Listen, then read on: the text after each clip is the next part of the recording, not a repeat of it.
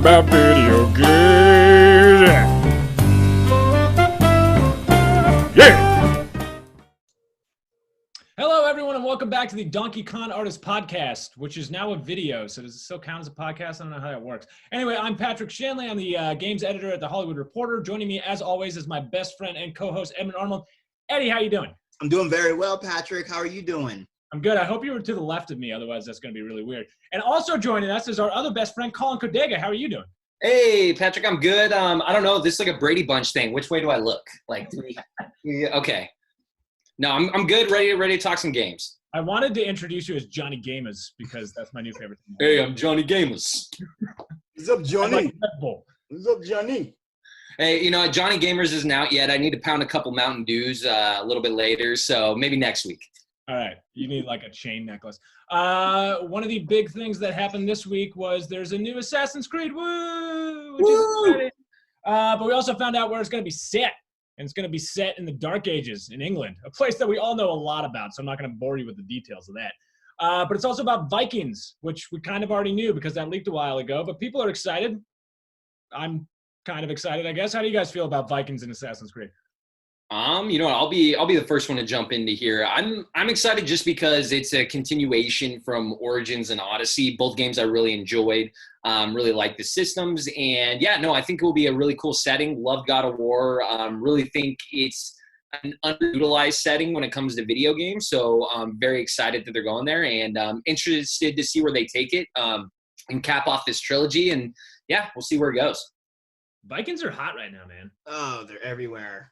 People love God of War. We have Hellblade: Senua's Sacrifice. Would Skyrim be considered a Viking game or no? I guess, kind of. Yeah. You know, helmets. Yeah, Nordic influence. It counts. Sure. I'll count it officially. Yeah. Another Assassin's Creed. That's how you feel about it?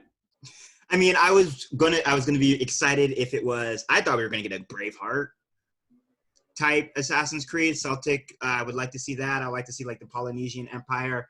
We've seen so many Viking games, and then especially with this following God of War, I just kind of wish they would have went somewhere else. I do love the Assassin's Creed series. I have played them all, so I'm just a little bit underwhelmed about where the location is, but I'm sure it's going to be good. Just like looking by the trailer, it looks beautiful. It does. It looks incredible. Like the visuals are insane. But when people say they like Assassin's Creed games, I feel like there's a schism right in the middle of that franchise. Like there were the Assassin's Creed games before Origins, and then there were the Assassin's Creed games after Origins. So when you say you like Assassin's Creed games, do you like all Assassin's Creed games? Yeah. My favorite one was the one in London. What was that one called? Syndicate. Yeah, I love that game. The hand-to-hand combat was really great. I liked how they kind of removed weapons from that game, and everything was about like bare knuckle brawling. I like the gang system in that game. Gang system in that game. But other than that, I don't know. I always liked all of them. I liked them from the beginning. I have every single one, even the Chronicles in China and Russia. So I'm a little underwhelmed about another game dealing with Viking culture. Another one. I don't know how I feel about it. My favorite part about the Assassin's Creed video games is sort of being able to like step into history and like see things. My favorite one, I liked Black Flag because I liked the ship stuff and I like the sea shanties and I like pirates.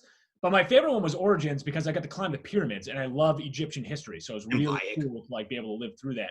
I don't know anything about Norse history.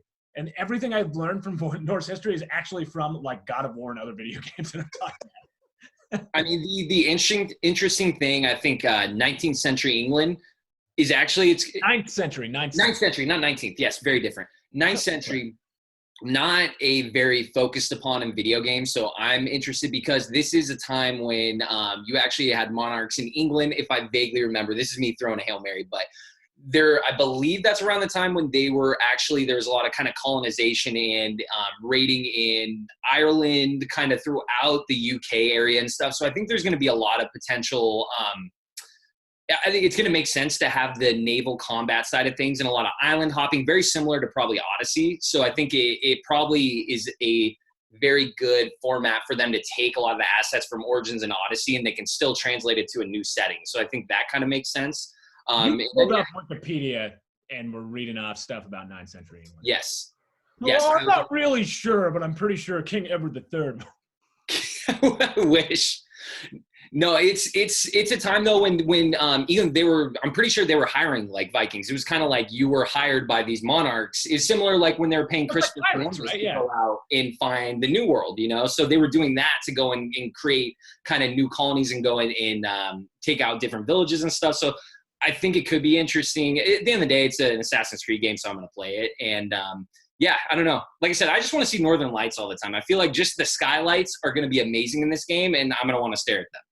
The visuals in this game are bananas. That trailer is gorgeous. Yeah, and was it rendered on the new Xbox or the new PlayStation? Do we know? I don't know, but I do know that it's being touted as part of the Series X is going to be revealing some like gameplay footage. Which is good for the Series X.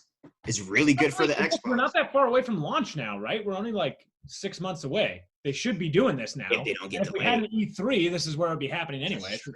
True. And it's weird too to think that I feel like a lot of these releases, it's usually like only going to be PC, and now we're to the point where these consoles right now where it is, they may be able to kind of be in a similar lane to be the platform to show off these games. These usually used to be run on supercomputers. Like, I don't know, Pat, I'd love to hear from you. I hear at E3 when you're behind doors trying games, there's some pretty insane rigs that companies will set up to show a game. Yeah, I mean, you can hear them. Like, it's warm in the room because there's so many things happening, yeah. But almost, yeah, every time you play, like, a demo, not every time, but most of the time you play a demo, especially at something like E3, it's running on, like, a modem. And so you're kind of, like, at a computer. You still have, like, an Xbox controller or a PlayStation controller, but it's running on, like, a modem. Interesting. Now, do you think, is the controller usually based on their partnership, basically? So, you know, like Call of Duty has a deal, Activision has a deal with PlayStation, so you're going to use that controller, or is it just kind of... That's a really good point. I've never really thought about that before. You know, for like games that are cross-platform, I've never really put any stock into like what system I'm playing it on as I'm playing it. What is so funny is I bet you there's a team of people where that's probably like their primary role and job at the company is like, oh, we got to have everything perfect with branding and stuff. But for you going in, it's just kind of like, oh yeah, give me the controller, let's play. Yeah, now I'm just kind of sad, man, because like E3 is this awesome time of year where you get to play a whole bunch of cool new games, and it's not going to happen this year. But also at the same time, would you, as a self-proclaimed germaphobe, would you want to be handed a controller, given a VR headset? Dude, sorry, now we're off on a tangent, but right when they canceled GDC, I was ready to go. I mean, I was already booked. I had my plane. I had my hotel. So a week before, I think. Yeah, it was the week before, like the 12th or 13th of March is when they shut everything down. And I remember having a conversation being like, I'm not going. You know, I was talking to my boss. I'm like, I'm not going to go up there. I don't want to be around like a whole bunch of people. Because I had just been at DICE the month before in Vegas. And even then, and I was getting over a cold at that point. Did you get really sick at DICE? I was really sick for like months. And I think maybe I had it. Who knows? Like with the antibody tests that keep coming out. But when I went to Vegas, I felt sick. And I was like, I didn't want to be touching stuff. And I was like, there's no way I'm doing this again. And then the world fell apart. Yeah, maybe you had it. Shit. Maybe. Yeah. I mean, it's just wild to think. It's not just even like, hey, when things go back to whatever normal will be moving forward. A lot of these conferences, like there's a lot of money that goes into it. There's a lot of people who work year round to build these out. Like there has to be a shift. Where can that be? How are, our games, or is this even needed? Do we need to have spend all this money to be in? I don't know. There's so many questions up in there. I think it's needed, and I'm speaking out of my butt, but like, I think it's needed for like networking purposes though, right? It's more I always thought these conferences were like great avenues for developers and publishers and reporters basically to network with each other, but I could be completely wrong. Well, it used to be E3 only opened up to the public in 2017. Yeah. It used to be exclusive to these people. And frankly, like my experience at E3 is going to be different than somebody who buys a ticket to E3, obviously. For me, I spend most of my time not on the show floor. I'm up in like the rooms up top meeting with people or going to lunches or whatever stupid networking thing I have to do. I shouldn't say stupid, they're fun, but I mean like It's networking. Like it's not like someone's on the weekends like, hey, I have some free time, I'm gonna go network. Like it's networking. Yeah. Well, because you're all in the same place, and like when does that happen? And that will never stop happening for all industries, by the way. Like it needs to, because networking is really important. Yeah. It's weird that it's still so important because we can just do this and talk like through the computer. But meeting people face to face is such an important thing. And like most of the work that I do is done like face to face, or was back when I could touch other human beings. Yeah. Well, plus on top of that, there's something to say. It's not, regardless of anything, there's something where if you are chatting in person, to have the ability to be like, hey, you know what? Like we're talking about business is great. Let's go grab a beer at the bar around the corner. Like, let's go do that. And it's not even something like, I feel like everything's so prescribed now and being like, hey, we're gonna have a 30-minute appointment on the screen. You don't have that ability to go and actually take it further. You don't want to be Johnny Gamers, but he just comes out, man. We just go grab a beer, Darren. Let's go grab a beer. Hey. Forget about it. I think it's a conversation that comes up a lot, right? Like, what is the point of having these when Nintendo's doing their own directs, Xbox is doing Inside Xbox, PlayStation has State of Play. I can't remember exactly what there's. Really? Let's just talk about the Nintendo Direct. All the rest of them are just trash. Like they need to have live events. Like Nintendo Direct's the only one that is making it work. Like all these Nintendo does directs, and then they also have a huge presence. Like they're at every one of these things. True. Yeah. I don't know, man. Like, I don't want these to go away because I like going to them. But that doesn't – I'm not the one who's paying the money to put them on, so. It's true. Yeah, I think it's just there's going to have to be more strategy. And, like you said, with E3, kind of the floodgates opened up a few years ago. And it's like there almost has to be you have the E3 corporate versus E3 as like a PAX East or West, like, the fan side of things. You almost have to differentiate it. And I can say just from my own experience, I've never been to a PAX. I've been booked a couple times, and I didn't want to fly all the way to Boston, so I didn't go to PAX East. Because I didn't think I needed to be there in terms of news. I think it'd be cool to be there, and I'm sure there are stories that are breaking out of there. But in terms of like, it's not a big newsy event, It's not like E3. It's not like GDC where you get like time with the developers and stuff. It's a fan event. It's like a consumer-facing event. Mm-hmm. And I think those actually will continue for as long as people keep buying tickets because they're for the fans. But in terms of something like an E3, like who knows? And like not having it for a year is really going to kind of shake things up. Do you think we're going to shift to more of like, because the Game Awards are so big, what's his name? Jeff. Yeah, Jeff Knightley. Really? What was it? Jeff Feely? Keely, oh my God. Jeff Knightley? Okay, so Jeff Knightley.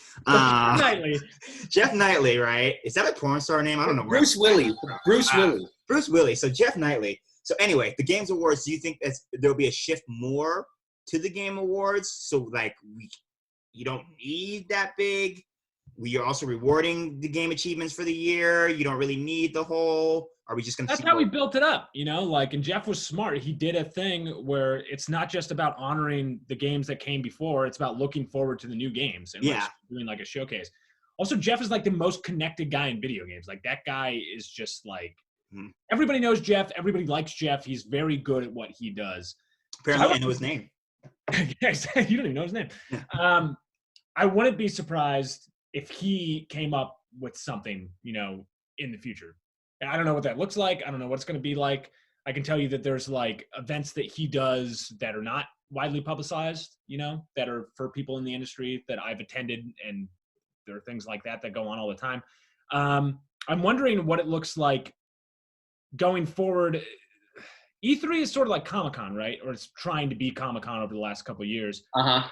Where you're hosting this big event where everybody kind of goes to, but then after these companies have gone a couple of years, they realize that you're just selling to an audience that's going to buy your stuff anyway. That's why like a lot of studios pulled out of Comic-Con because there's no reason to spend the money. Those people at Comic-Con who are going to stand in line for Hall H are going to buy your product no matter what. That's true. Like you already have them. You don't need to sell them on that. I mean, they're going to Comic-Con. Yeah, they're at Comic-Con. They're paying to go to Comic-Con. Like, yeah, you're right. When I really hope that the PAXs, the Comic-Cons keep going, because I think they're also, let alone like, with E3, we're talking about indie developers really thrive off the networking.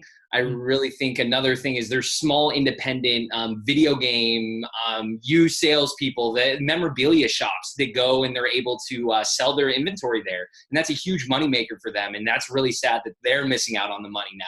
It's not the large Activisions and stuff. It's these small used game shops that make a killing at these conference shows. There's tons of stuff. I mean, when you walk around the floor at any of these, by the way, not just E3, but E3 is a good example of it. There's entire swaths of the floor that are like people who literally like drove there in a van and spent like all their money just to have it there in like a small little couch playing on like an old CRT TV. And I've met tons and tons of people like that, and played some pretty sweet games too, by the way, like made by these people. And so you're absolutely right, and I think that gets lost a lot of the times in this conversation because you're thinking of these mega corporations. These things are great for networking for very small people who are trying to break into an industry or trying like to plant their foot in something that they're not able to. Yeah, and I think if we shift to a Nintendo Direct style, and Nintendo I'm not bashing Nintendo. I think Nintendo does a really good job of showcasing all their games. You better not bash Nintendo because on their payroll. Nintendo Direct is like one of the greatest things that's ever come out of gaming in a long time. But either way, and Colin, I know you're deep in their pockets, but either way, it's like Fat Pockets Colin, that's what they call me. One of my fears is that if we switch to like a state of play and whatever inside of Microsoft, are those indie developers still going to get the same amount of attention? Whereas if you have a big type of E3, you're going to get reporters that are going to get there, that are going to go to these different indie developers, play a game, and if they really like it, you're going to see a great write-up or a great report on it. Whereas if we're like just watching gameplay of an indie, I just don't think we're going to get the same love for it. I can see that. I mean, hands-on time is so important. I will say, I think it's extremely important. I was going to ask Pat, how for you is it hard to be able to set up time with a smaller developer? Because I bet there's a lot of people fighting for those 20 to 30-minute appointments when you're there. Every year that I'm there, this is going to make me sound like a gigantic ass. Your day is really booked, right? You know, and you have a lot of meetings, and some of them are like the CEO of Take-Two. You know, like I'm not gonna you can't not talk. That's a big meeting. Yeah. You know? And there's a lot. Sorry, that's just like an example that popped off the head, but there's lots of people like that, right? Name drop, Pat. Do it. Name drop. Important guys.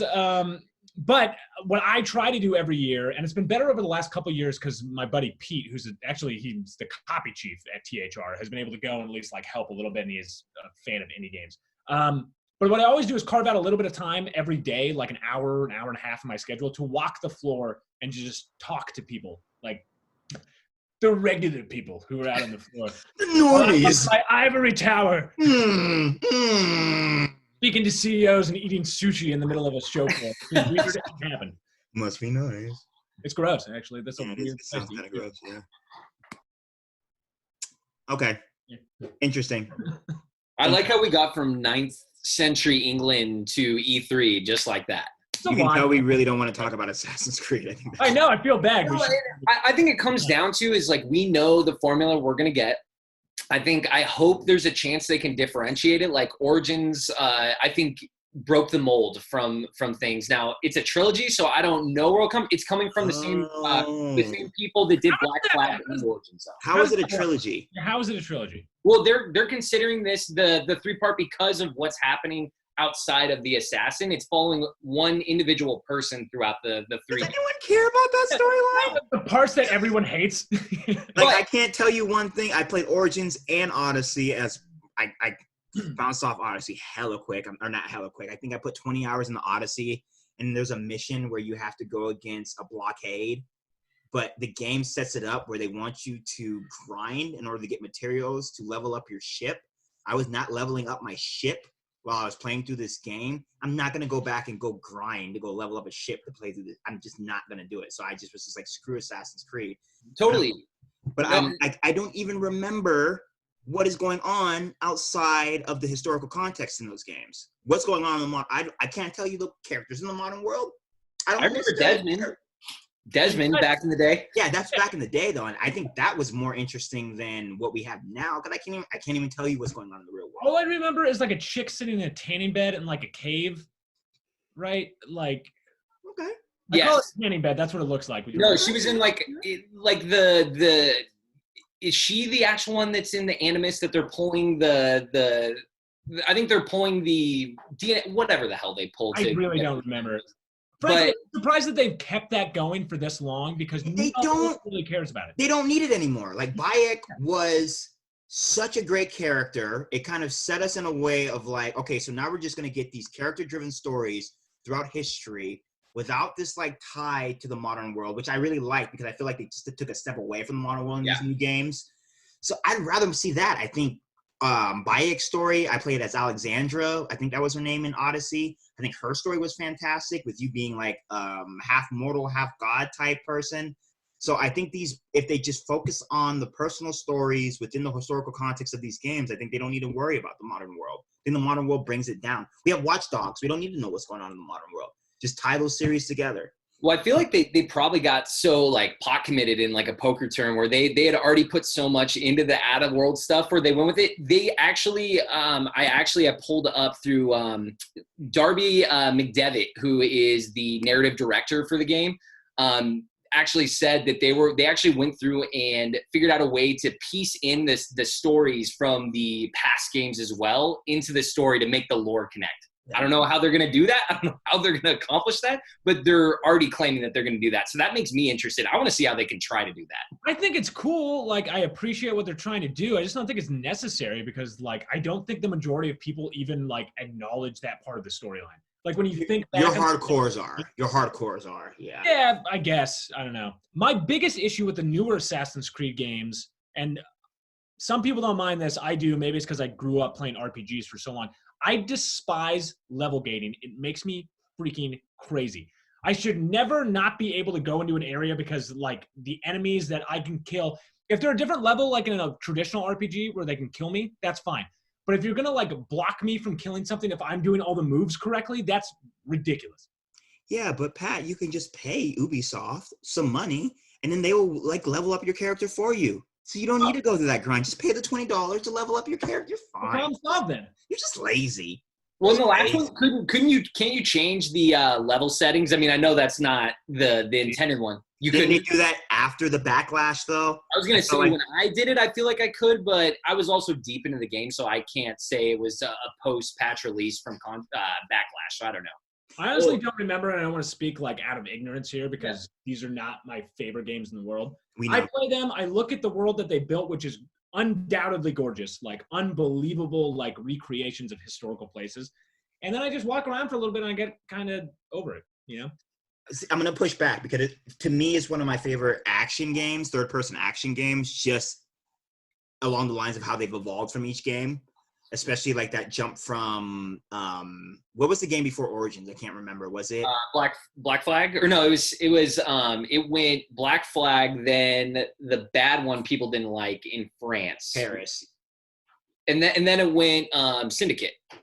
And then that was a jump to Origins. I feel like that it went Syndicate Origins. We're gonna get fast. I know where I that feels wrong, but whatever. Cause I feel like there was a really bad one between Syndicate and maybe I'm biased because I love Syndicate, but I feel like there's a really bad one between Syndicate and Origins, but I don't know. But I've always enjoyed the jump from each game. I felt like they felt like significantly different games. And I'm one of those people that like the one that was in the United States. Was that 2 or 3? I love that game. So I'm excited to see where they go. I'm not excited about Viking culture because I could give a shit less about Vikings, but it's interesting to see where they're going to go, especially since this is like the culmination of the series, right? This is the last game of the series, they're saying? I don't know about the series. They're like I said, series. I'm sorry, this trilogy. Well, and the one thing I will say with this trilogy, one thing I've enjoyed is they actually went kind of crazy and they went absurd with it, with having Origins and Odyssey specifically. You're dealing with, like, in Odyssey, I fought Medusa. I fought the Minotaur. Like, you get, like, a lot of more ridiculousness, and that is what I think they need. And I think in the next one, in Valhalla, they have a lot of opportunity just from me playing God of War. I'm like, oh, there's a lot of Norse mythology that I think they could do some really cool stuff with. Can they top the way God of War explained that Norse mythology and the way that God of War mixed in that Norse mythology with the overall story, though? That's what makes me nervous. And I know we shouldn't be comparing God of War to Assassin's Creed, but I know that when I'm going in there to Valhalla, I'm going to be constantly thinking about God of War and the way that game did storytelling and the way that game kind of brought in the Norse mythology in order to boost in an already strong story. I don't think Assassin's Creed is going to have that strong of a story. I've never seen Assassin's Creed have a strong story except for the Bayek story. I mean, God of War, you're comparing it to like one of the masterpieces of the last like 5 years. So, I mean, your bar's kind of high there a little bit. Yeah, but it's Viking culture. That's what my thing is. It's like, is this game going to be hurt by, we just had God of War. We just had Senua's Sacrifice. We've had a lot of Viking games in the last 5 years. Is this game going to be hurt by that? Should they have gone in a way different avenue? Do you find it weird that there's never, I think it's strange how little Western games there are. Explain that. So we have Red Dead, right? And we have the Red Dead series. Oh, I get what you're saying. Okay. Outside of that, we really don't have that many Western games, which I find a little strange to begin with. But I find it a little bit strange that Assassin's Creed 2 would choose something like Norse, especially as they're going like more into mythology, that was done so well by God of War and undoubtedly is going to like draw comparisons, instead of doing something like, I don't know, a Western thing, which is a frontier that they haven't really explored. And you might get, Red Dead comparisons there, but I'm surprised they have never done something like that. And I'm wondering if they're just staying along the lines of, Africa, Greece, and I wonder if they're just like civilization type. Ancient civilizations that are strongly influenced by religion. But they did America. Yeah, but I mean in this trilogy. Oh, sure. So like this trilogy, I wonder if that was their main focus. Like, we're going to focus on these cultures that were greatly influenced by mythology. Because I think Bayek was really motivated by African mythology. I think that the last story was Greek mythology, and this one's more Norse mythology. So I'm interested if that was their main focus for these 3 games. I think they had to, because at this point, the games, like, where do you go? Do you go into do you go more towards modern times where there's a lot more guns involved and stuff? And I think the core mechanics of Assassin's Creed are close combat. And I think to avoid changing it into a completely different game, they had to figure out a way, how do we add a lot more elements, keep the history side of things, but then add a lot more supernatural and crazy events where we can elevate the set pieces to another level. That's a good point. I didn't really think about the gunplay and how much that changes the game. I know there was some in the 3rd game, but I mean, it wasn't a huge part. Well, I mean, it was a huge part of the combat, but like not the same way something said in like or Assassin's Creed 3, in the Revolution, they had muskets and rifles and everything. So there has been, but I think, it's a way to keep it grounded, but then also have some just absurdness in it. And I think that Western type video game, I think it's rarely touched because it's a hard thing to pull off. I think Red Dead Redemption did a really good job of pulling that off. And I think that if you would have released a Western game, that's who you're competing with. And there's still a significant amount of people still playing that game, especially online. Yeah, and again, I mean, you're competing with Rockstar at that point, which is yeah.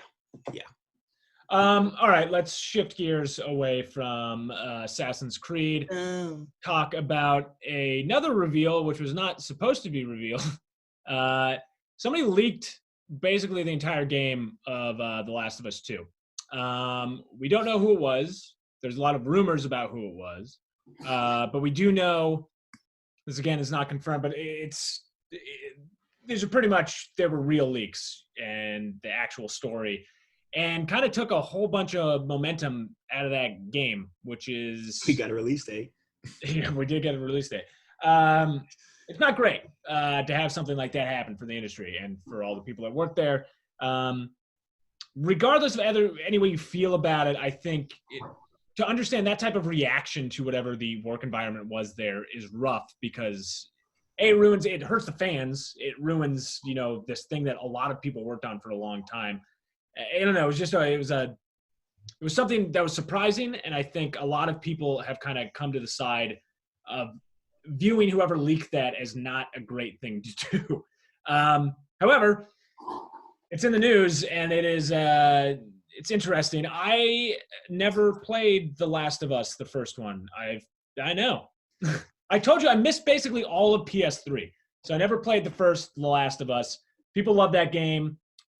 Having played it, I think the both of you have played it. What do you feel about things that have happened for this new one? And we don't really need to get into spoilers, and I don't really want to get into aiding a leaker here. I didn't read it. But in terms of I haven't read it either. Okay, great. But in terms of your hype for the game or anything that's the story around this, what has it done for you as fans of the game? I think for me, the fact that people are calling it an SJW game makes me want to play it more, because I'm like, what defines a game as an SJW game? Let me look this up. But first of all, the person that did this is a scumbag. There are so many other avenues you could have taken if you were frustrated. And I understand that Naughty Dog has a lot of grief against them for their workplace, how they run the workplace. It sounds like crunch is extremely bad there. But still, you have so many people that have worked on this game. You do not leak contents that other people have worked on, because I think that's just the most disgusting thing you can do. The most disgusting thing you can do. So I hope this person gets penalized. I hope this person never gets a job again in the game industry. I know you're frustrated, but there are a lot of avenues you could have taken in order to get justification for your staff members. But other than that, I'm still excited for this game. This is just such a shame. It's such a shame all around. Yeah, I mean, it's very unfortunate. I've luckily, like Edmund, I've avoided it. As someone, I feel like I've heard, read, I've seen a lot of, what it's like to be in a toxic environment. So I'm trying to wrap my mind around that. And I'm going to assume this, if it is a person, there's reports, if someone did leak it out of frustration, they're probably in a really unhappy with the current situation. Not a good excuse at all, though. And I hope that they're able to see after the fact that they probably have impacted a lot of their coworkers. They've really put a lot of strain on a lot of people that I'm going to assume, didn't intend. They maybe had, I don't know.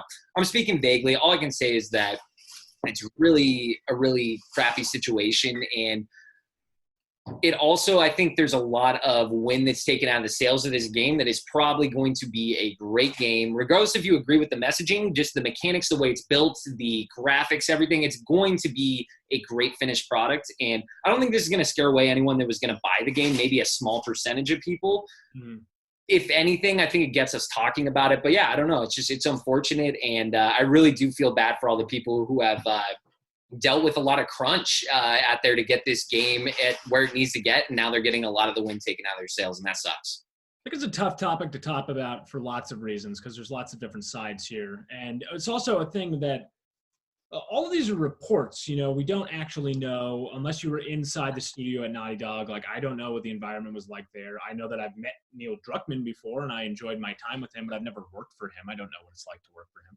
I know that a lot of people work very hard in this game, and they worked hard on it for a very long time. So to have something like this happen really does take a lot of wind out of your sails, just in terms of being a human being, I will say, though, that it did get a release date after being postponed many times, and what that has led to, and I'm not trying to just move off of this topic very, briefly. We spoke about it, but I think there's only so much you can say when we don't know exactly what happened. So one of the silver linings here is that we did get a release date for the game, and it also is released in a month within Ghost of Tsushima, which is another game that I'm very, very excited about. So this summer is going to be absolutely insane in terms of PlayStation, which is just a console. This PS4 has to go down as one of the greatest life cycles of a console I've ever seen.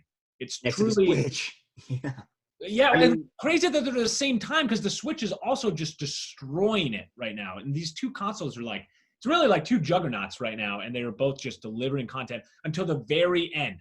Like, PlayStation is done. The PS4 is done. Like, this is it. And it's still just cranking it out. Well, I got to disagree with you, Pat. I'm actually kind of really disappointed in this generation of Xbox and PlayStation. I feel like, and I could be wrong, I need to go back and look at all the games that came out this generation. But let's go through them. This generation, we had for Xbox, we had Sunset Overdrive, Gears of War 5, Halo 5. What else did we have for Microsoft? Sea of Thieves. Data Decay 2, Sea of Thieves. And then PlayStation 4, we had God of War, Spider-Man. I mean, we've had a lot of great games, but I have to go back to my 360 and my PlayStation 3 the last generation to see what type of games I like there. But for some reason, I just felt underwhelmed. And I don't know if it's just me, but I just kind of felt underwhelmed this generation. Now, are you just speaking just on exclusives or just in general? Oh, indie games this generation in the last 6 to 7 years have been phenomenal. I'm talking about big exclusive titles. Okay. I just felt, and we got some great ones, but I just don't feel like they were on the same level. I haven't. Like The Last of Us, when I played the first Last of Us on PS3, that was monumental for me. That was a game where I was just like, man, they have hit everything on the nail on the head. Everything is perfect in this game. I haven't felt that way yet in this generation. I'm shocked to hear that. I don't think a lot of people would say the PS3 had a better console life than the PS4. No, the PS3 was not.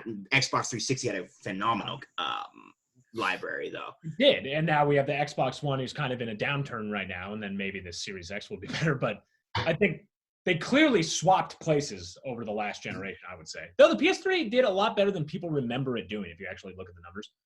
It was well towards the end of the generation. It's people like Pat. I don't know about you. I feel like you missed out on a lot of PS3. I don't know about on everything, but the last year of the PS3, I picked one up used for cheap at a GameStop, and then that was when I binged all the Uncharteds and did all that. So it's like I was a part of that kind of last second influx to get sales for the PS3. I don't know. We haven't played Ghost of Tsushima yet, and we haven't played The Last of Us 2. But Ghost of Tsushima is something I want to lick.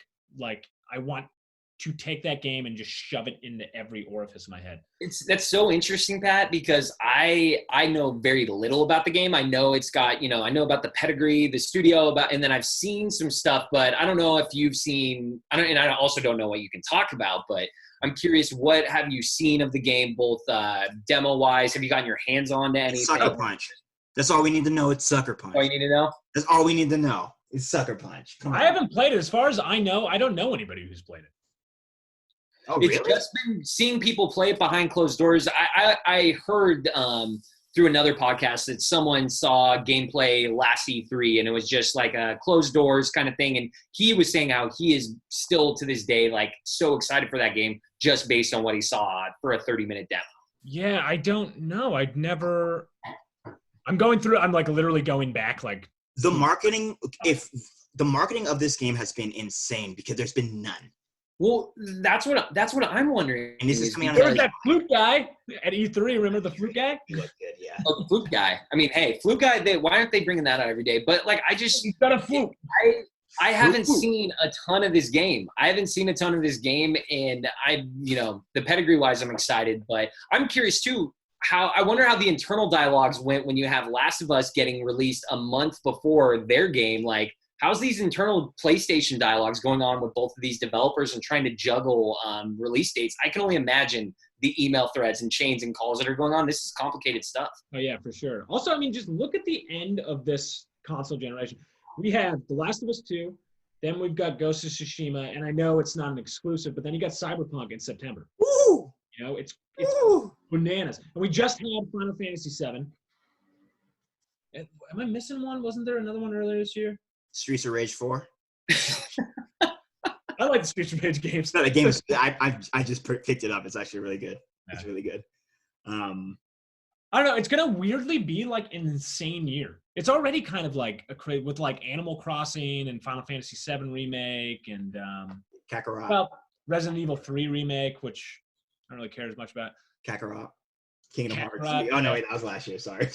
I'm just naming off games. Sorry. Not in December. Sorry. Well, you're just Do you remember what we got at the end of the last generation, though? I know we got The Last of Us. I feel like we had some GTA 5. When did Metal Gear Solid come out? That was next gen.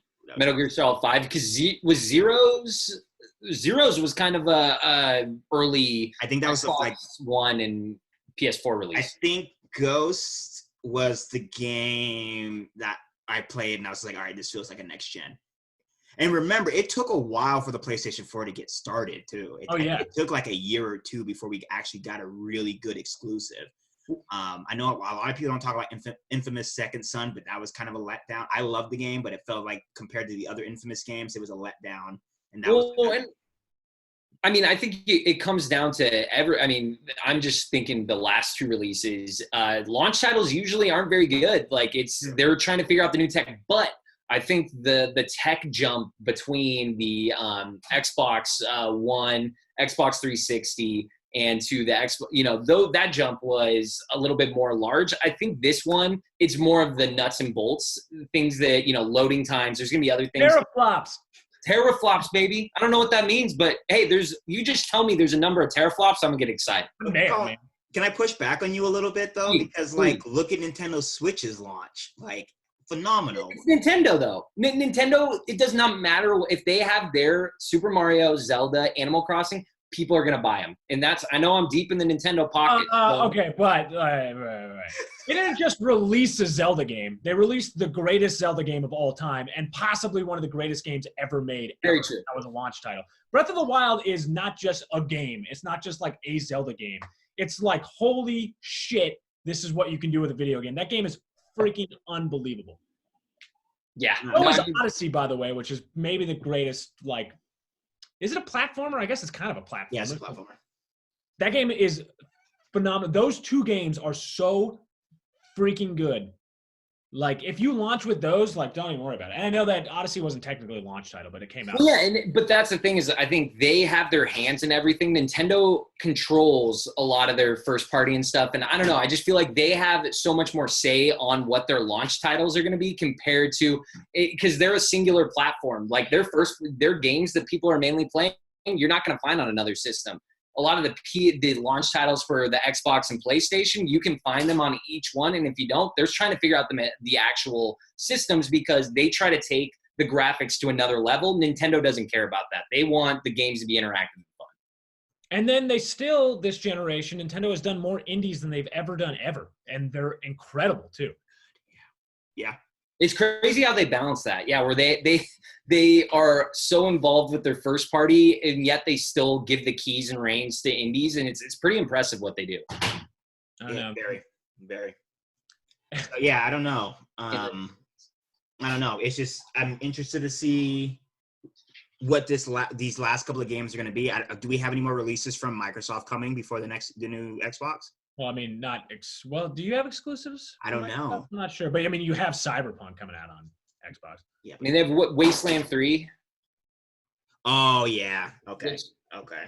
There's a lot of people who care about that game. I mean, it's a niche game, though. You have people like my ass likes that game, and I like Persona. So, but also for I would say business wise, it's smart that Microsoft's giving money and they try to get a Wasteland 3. Like they're trying to get every little piece of the pie they can to their subscription model. And honestly, when the price to actually make an Xbox or a PlayStation keeps rising due to the supply chain, them putting all their eggs in the subscription basket is really going to help them out profits-wise. And undoubtedly the greatest offering there is in terms of subscription packages. Game Pass is phenomenal. There's nothing else to say about the Xbox One is that Game Pass is the best thing that is on the market right now. Well, hardware-wise and service-wise, Xbox is like miles ahead of the controller's better. The Game Pass is better. The controller's don't even look at me like that. The controller's way better. That Pro Elite controller for the Xbox is one of the best feeling things I've ever had. $200. Why the hell would I buy that? I don't have $200. Colin's brother has one, so I just use that one. But whenever I'm picking Netflix on my downstairs TV, it feels good. I haven't played with it, but whenever I'm choosing my Netflix title, it feels real good in that controller. So that's all I gotta say. But even the controller that I was marketing for those who, what was that controller called? Did they have a special name for the controller? That was geez. Talking about like the adaptive controller for accessibility. I don't know. Yeah. Yes. The XAC. Like that was amazing too. So like hardware wise and subscription services wise, I think that Microsoft has had PlayStation beat. But in the terms of games, like people buy systems, PlayStation is just like they basically curb stomped Microsoft this generation. Yeah. I don't. You can't even make an argument against that. I mean, no. What argument can you make? Right. Gears 5 was really good. But I mean, right now it's really going to be interesting to see who's positioned themselves for the next generation best because I'm telling you, Microsoft, they have a lot of people that are giving them $9.99 a month, and when supply chains are breaking down, like I think they are in such a good spot right now to hit the ground running with this next. This is going to be Xbox's generation. I don't know. It's hard to tell, and like you're reading tea leaves here, but like I think that too. Nintendo's almost like exists on its own. Like Nintendo's not even in the competition really. Like Nintendo's just like whatever and just does whatever it wants. But yeah, it does feel like Xbox has made so many moves for the future that it's going to be really interesting to see how they all pay off. And PlayStation got lazy. I think we talked about it in earlier podcasts. Like PlayStation got so far ahead that they didn't really innovate anything after. I mean, they made really good games, but other than amazing games though, yeah. But other than that, they didn't really do anything. It took like how long did it take for us to be able to change your PSN username? I mean, there's some very slow stuff where they've had some they've decided to invest their money in other things besides trying to do things that are different. They stuck to their core competencies that they're good at, and Microsoft, when they were desperate, decided, hey, we got to pivot, and they did it. I hate pivot. Why did I just say that? How dare you? I literally, that is just the worst buzzword. Tech bro startup. Bruh. I feel sick to my stomach now. Yeah. Wear your sunglasses. You should have sunglasses on the top of your hat right now. You said hella earlier, so I want to be talking. Me? Yeah, you said it. I've said hella my entire life. Yeah, I know. Yeah. Reno, Nevada. It's in the Bay Area. Yeah, It's the map. whatever. We were saying hecka before they were saying hella, therefore we coined it. So yeah, take that. You heard that first. Edmund Arnold said that Reno coined hella. We did. We were saying hecka in like the early 90s. I don't remember anyone else saying hecka. Some Bay Area idiot came over and heard it, and they're like, "Oh, we're gonna change that to hella." That's all the evidence I need to hear. All right, we're running short on time. Let's do a little bit of what are you drinking and also what are you playing. And to help us kind of kick it off is my buddy Cloud Strife here. Oh. Hey, Collin, what are you drinking? Hold on, let me do my impression. Why is there so much gasping in anime? Why? My favorite part in Final Fantasy VII Remastered is whenever he goes, Tifa. And his eyes get huge. Like, Tifa. My favorite is that they'll just like start a sentence and then not end it, you know? They're like, well, that would mean. And I don't even think the writer knew what they were going to say. They just like, they just throw that out there. It's the best. Oh, that game though. Woo. Yeah. Oh boy. Yeah. So who wants to go first and what they're drinking? All right, I'll go first. Yeah, you started off. We never started. A nice Firestone lager. Last week I was drinking the Pilsner. This is the lager. It's very nice. It has a nice white can. I am playing still Donkey Kong Country Tropical Freeze because it's the hardest game that anyone has ever made in history. Your tweets about it have been hilarious. It is so hilarious. Fucking hard. It was made for children, which also all the Donkey Kong games are hard. Why is the Donkey Kong Country? It's the hardest franchise, and no one talks about it. It is so much harder than Dark Souls. The Super Nintendo Mini, when I got that, I was like, I can't wait to have all this nostalgia. And I was like, oh, so it wasn't just me when I was 7. This game is hard, Donkey Kong Country. Yeah, and then I smash things. Well, that's why the soundtrack in Tropic Thunder is so good, because they know you're going to be frustrated. So like, I would love to play Donkey Kong Tropic Thunder, by the way. I'm glad you caught that. What did I say? Tropic Thunder, like the Robert Downey Jr. Ben Stiller movie. I'm the dude. Tropical Freeze. Sorry. I've been reading a lot about blackface today. That's why. I apologize. I'm the dude disguised as the dude. Not even kidding. I've been reading a lot about Tropic Thunder's blackface today. And yeah. That's interesting. All right. What are you guys playing? I just finished a brown ale from Ocean View Brew Works. It's called the Baloo's Brown Ale. They named a lot of their beers after their dogs. Oh. Yeah. So I said the Jungle Book. Whatever. Jungle Book 2, whatever. What am I playing? I'm almost done with the craziness that is Final Fantasy VII. Wow. Wow. Yeah, that's all I got to say. And a good wow or a bad wow there? I'm confused. I like it a lot. Good. Which is weird because I don't like Kingdom Hearts games, and there's a lot of like stuff about your destiny and doing everything to make sure that your destiny flows correctly and Tifa and like bullshit like that. But I like that final set piece. Those last 2 boss battles are amazing. So I'm enjoying it. Should beat it this weekend. Animal Crossing, went to Colin's Island yesterday, made a little profit on some turnips. Thank you, Colin, for hooking that up. And I think I'm gonna start I started Beatdown and Treachery City today. The writing in the beginning of that game is hilarious. I don't know. I've never even heard of that. What game is that? It is a Nintendo Switch beat 'em up game. I purchased it off of certain people like tweeting about it and saying how the writing is. Some people will find it offensive, like within the first 10 minutes.